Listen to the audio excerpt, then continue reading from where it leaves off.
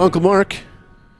Yes. We got Uncle Dan here with a fun Bible story for us today. Oh, it's Bible time. Have we not gone all the way through? Are we not done? I feel like. Do you have any idea how fucking long this ridiculous book is? No.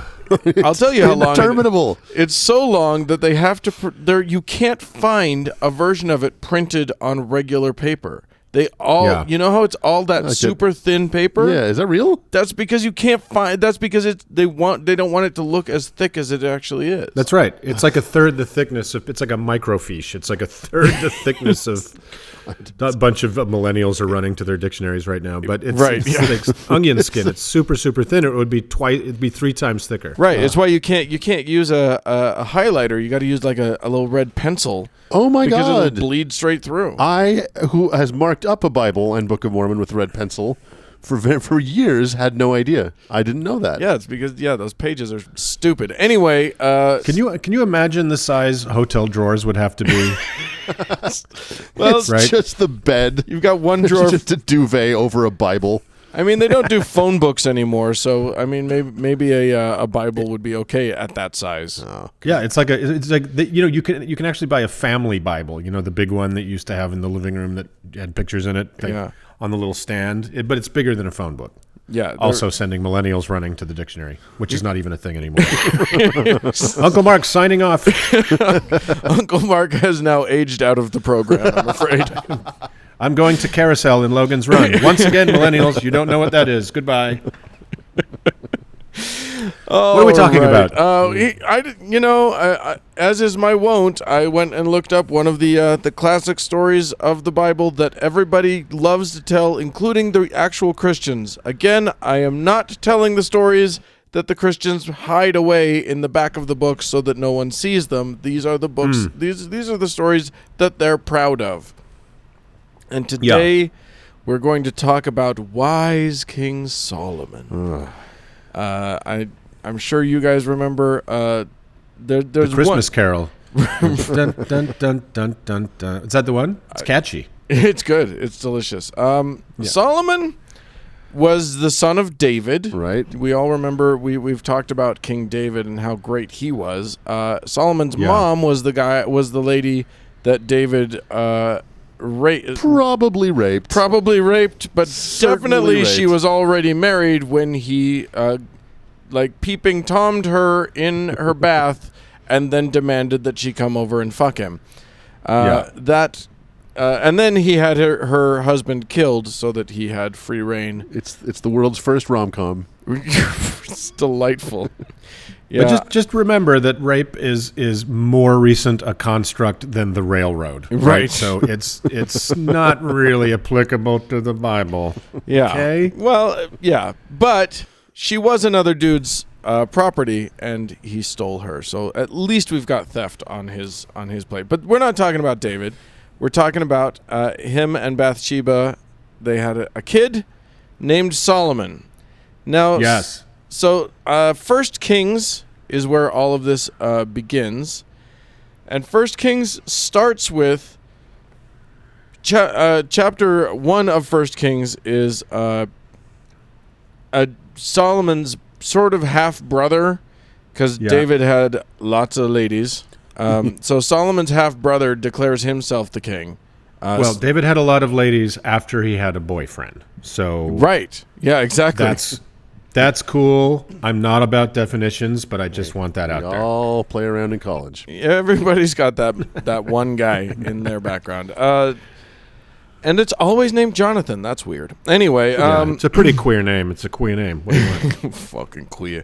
If you don't want to be queer, you're John. Okay. Right. Exactly. You're not Jonathan. Right. Okay. 100%. David. So David is on his deathbed, and Solomon's half brother, Adonijah. I don't know how to say it. By the way, this book is just full of, it's so many names, and I just literally in my brain had to start replacing the names with words that made sense to me. So there's an Admiral Akbar, and jojoba, and all these other things. That's not the real words. Anyway, I don't care. What'd you call this guy? What was this guy's name? Adonis. I don't know. I think so. Let's call him anyway, Adonis. Sure. Actually, what I should say, the book doesn't. It starts with David in his deathbed, and he's so frail that even with all the covers on, he's too cold. So they find him a virgin, a lovely young lady who will lie with him to keep him warm. That's nice. Anyway, one of his sons, who's older actually than Solomon, decides to go out, and because his papa is on his deathbed, he declares himself king.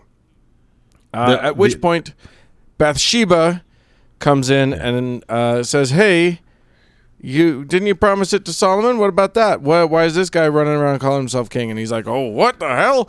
And goes and then has his priests publish Solomon as the king and has him anointed, and Solomon kind of wins out.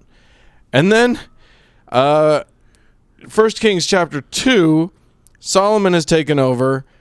David calls him into his deathbed and says, "Hey, by the way, let me you're going to need to do some housekeeping. This guy, and this guy all were mean to me, but I promised not to kill them. You know what to do." And literally, so chapter 2 is just Solomon just going full Michael Corleone on all of his dad's old enemies. Yeah. And killing everybody. You know what? This family is they are just shitbags, right? They are. They really are. We're going to get to the point, to the high point of Solomon's career, and your opinion of him will not change. He will be a shitbag throughout. Yeah, they're just the worst. These are the worst fucking people. Okay. Yeah. So anyway, now Solomon's king. David dies. And Solomon goes up to Gibeon. I don't know what that is, but it's a high place, apparently. So the temple has not yet been completed. So everybody does their sacrifices on high places. And so Solomon the king went up to Gibeon to do some sacrifices, which, by the way, it feels excessive. He offered 1,000 burnt offerings on the altar at Gibeon. God. Which apparently does give you, that's enough to get the Lord's attention. Because that night, he has a dream. And in this dream, the Lord appears to him and says, "Hey, ask for whatever you want." And he asked for whatever you want me to give to you. I mean, that's brass ring, fellas. 1,000 wishes. Right? Yeah, we always wish for more wishes. That's the first thing you do. Right. Solomon goes a different direction. Solomon says, he says, "You have shown great kindness to your servant, my father, David, because he was faithful to you and righteous and upright in heart." We know this not to be the case, but we'll just glide right past that and move on. "You have continued this great kindness to him and have given him a son to sit on his throne this very day. Now, Lord my God, you have made your servant king in place of my father David, but I am only a little child and do not know how to carry out my duties. Wait a minute. Didn't he just massacre just a shit ton of people and then burn 1,000 animals? A fuck ton of people. He just had them all put to the sword, including, by the way, his brother who tried to be king before him. Not for that, though. He did not kill him for that. What he killed him for was that his brother went to his mom, Bathsheba, and said, "Hey, will you go to Solomon? He'll do it for you. He's not going to do it for me. He'll do it for you. Will you ask him to let me marry the lady that Dad was with the Dad's bed warmer lady, the virgin? God, the virgin. This is so fucked up." And, and that's what Solomon apparently thought that was horrible, so he killed him. What? Yeah, I don't get it. Look, it's not my book. That is, of every event talked about happening in the Bible, that is the least crimey. right? That a virgin slave girl just laid in a bed without being fucked by a king. And Yeah. like, wow, that is the most G-rated thing to have happened in the Bible. Right. And that's what he's mad about? Well, I mean, what he's mad about is that is that then his brother wants to do actual biblical things with her. So, But he. Yeah, baby. We're just. It's a throwaway part of the story. yeah, oh yeah, He murdered his own brother, yeah, and we're just moving on. yeah, absolutely. Right? Like it's not disqualifying. It's not the end of the story for this guy. It's like no, it's good. We're fine. Just Is his half the brother? wisdom of King Solomon. Well, he's not wise yet. Let me be clear. We're in the middle of that conversation. But I really do like this part of the story where he killed his brother. It's starting to grow on me. I okay, keep signing off again. Bye, kids. I'm just looking for some Bible kind of consistency here, and I know that makes me insane. But if Noah was so careful to preserve every fucking animal on Earth by putting them two by two in his floating zoo, Yeah. there's just a few generations later, there is an insane carelessness with animal welfare, I find, Well- in the later books of the Old Testament. Is there not? Like, it is just an annihilation of animal life in the Bible. Truly. After one of its foundational stories being so about, I give up. I give up. Do give up. Do. right. Absolutely. Everyone despair, all ye who enter here. We're going to keep going. Solomon is talking to God, you'll recall, and God has said, I'll give you whatever you want. And he says, I'm only a child, do not know how to carry out my duties. Your servant is here among the people you have chosen, a great people, too numerous, starting to sound a little Trumpian, great people, too numerous to count or number. So give your servant a discerning heart to go. Oh, now it's not Trump anymore. To govern your people and to distinguish between right and wrong. For who is able to govern this great people of yours? So he has asked for discernment, Okay. which that's probably a good thing for a king to have, I imagine. It's a kingly thing. Right? A good king. A good Absolutely. king will have discernment. Do you need discernment before you realize that killing your brother is a bad thing? I Well, suppose you do. apparently, yeah. So Right. he didn't. So it's not his fault. He didn't have the Lord's discernment yet. And here's what the Lord says: here's what you've won. Not only do you get the discernment that you well asked for, but because you didn't ask for wealth and fame and fortune and the death of your enemies and long life for you, you get all the prizes. Oh, my God. Including a free set of steak knives that he then embedded in all of his first cousins' necks. Apparently, that's coming, right? And he gets the dinette set, and he Yeah. gets the ceramic poodle. God. Again, bye, millennials. Bye, guys. They don't know that that's a. Do you guys remember the old back when Wheel of Fortune used to have a rotating set of prizes that you had to spend Yeah. your money on Oh, yeah. on the set? Yeah, that was. And the price was insane. And one of them was like a full-sized ceramic cheetah or animal, and it was like $4,200. right. Yeah. And that's in I do remember 1980s it well. dollars, kids. Yeah. Remember it well. Anyway, fondly. so the Lord has blessed him with all of the wealth and all of the things and wisdom. He is now super duper wise, you guys, which leads us to the famous story that we all think we know, and we, for the most part, we do. There are a few details that I was unfamiliar with. We're talking about these two mothers that come to Solomon. Now, I did not realize that these two mothers are, and there's nothing in this that condemns this, prostitutes. Oh. I guess that No, if you're- explains why there's no papas around. But If you're a woman in the Bible, you're either the somebody that a king is going to rape, or you're just a straight up prostitute. Those are the options, right? Pretty much. right, or you're the person, or you're a villain who keeps trying to tear some good man down. But these two prostitutes come to King Solomon, and they tell the following story. One of the women says that the other woman So they both had kids within a few days of each other. One of them had a baby, then the other one had a baby like 3 days later. And Yeah. one of the women is claiming that the other woman so they were lying with their babies, and the other woman rolled over and squished hers, Oh, and it died. all right. So, Okay. so what she did, sneaky bitch that she was swap out the babies in the middle of the night so that the other woman woke up with a dead baby and not her. I can see Judge Judy's face right now, just like, It's not. Yeah, this is more of a Wapner than a Judy, I would. yeah, not buying this. So then the other lady's like, nuh-uh, I didn't do that. And she's like, because I could tell. She says when she woke up, she went to nurse her son, and he was dead. But when I looked at him closely in the morning, I saw that it wasn't the son I had born. So now Solomon is faced with a real conundrum, kids. Obviously, what do you do? And You kill the women.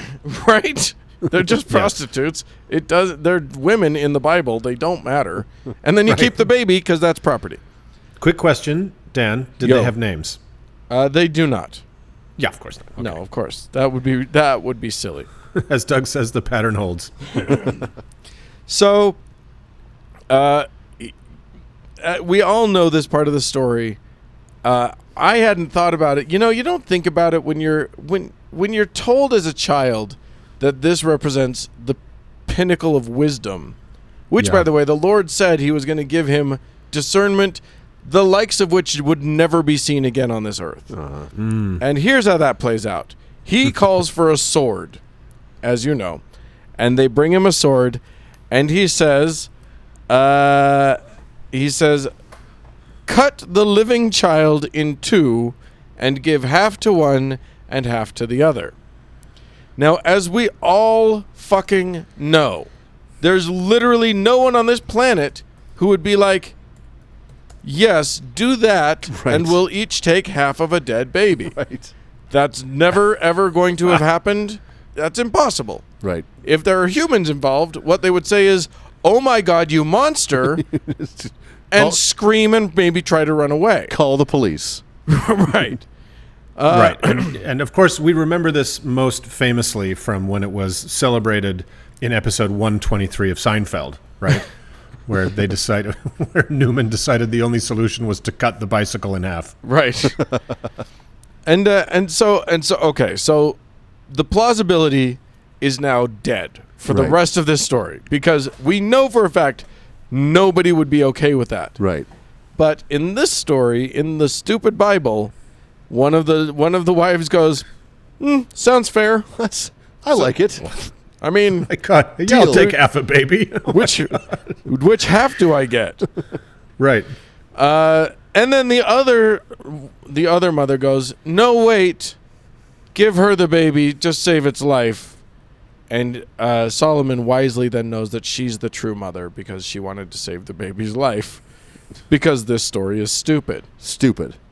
And we all learned a little something about ourselves here, didn't we? He smiled smugly and nodded his head. Right. It's just the evil of even the good moments is so shocking. I know. right? And okay, leaving aside the fact that this is no form of government where every petty squabble is taken directly to the king. Exactly. Yeah. The big question between two prostitutes. Well, take it to the king. Right. If you want to know, we need somebody wise to deal with this. It's not something that can just be dealt with because certainly the king has nothing bigger to deal with. And I mean, how does he adjudicate property disputes? Right.